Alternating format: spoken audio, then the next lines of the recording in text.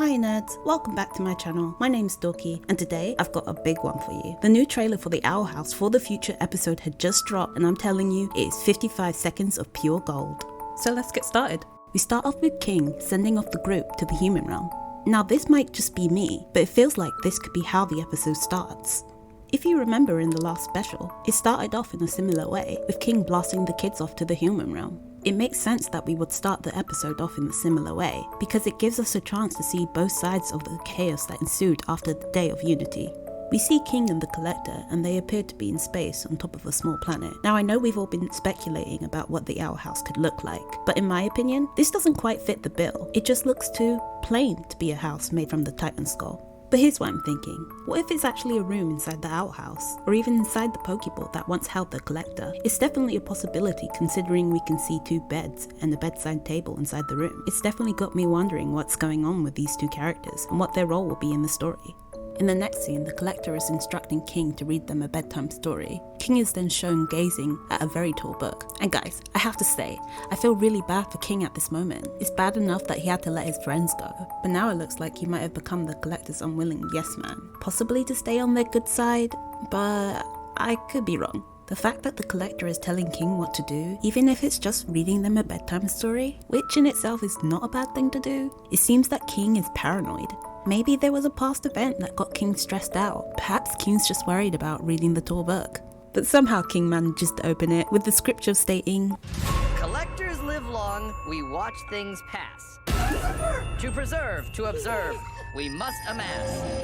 What flies, what swims, be it predator or prey. Seal them up so that they never fade." The book tells us so much about the Collectors. It gives us an insight that there might be more than one Collector. It portrays the Collectors as powerful, mysterious beings who are responsible for collecting souls from the living and dead. It also emphasizes the Collectors' role as observers and preservers, noting that they must master all types of creatures, be they predator or prey, in order to ensure that they don't go extinct. The poem also implies that the Collectors have a sense of detachment from the world, as they should only watch things pass and to preserve and observe, and if anyone meddles in their affairs, they will clean the planet and scorch the air. This highlights the theme of balance. The Collectors are the ones who maintain and balance the world. They're not always the bad guys that we were led to believe.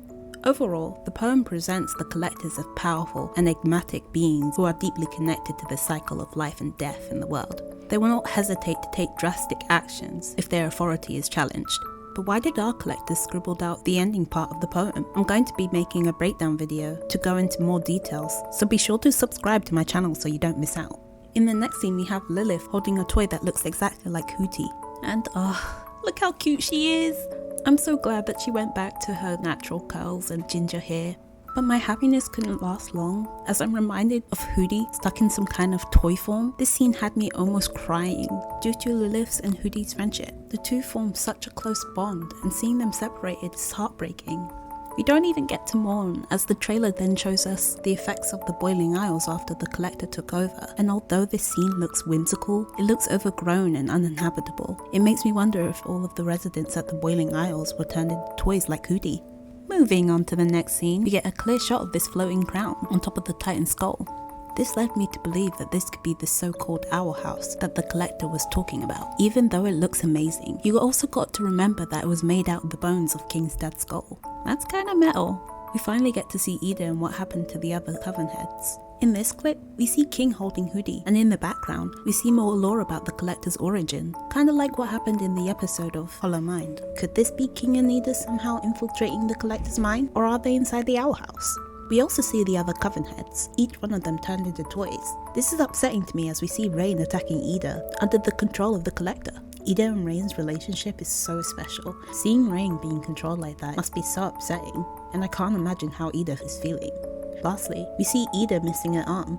This makes sense as Rain did remove Ida's arm to save her from the draining spell during the events in the Day of Unity. So much has already happened and we're not even halfway through, as was shown what Bellows is up to in the next clip.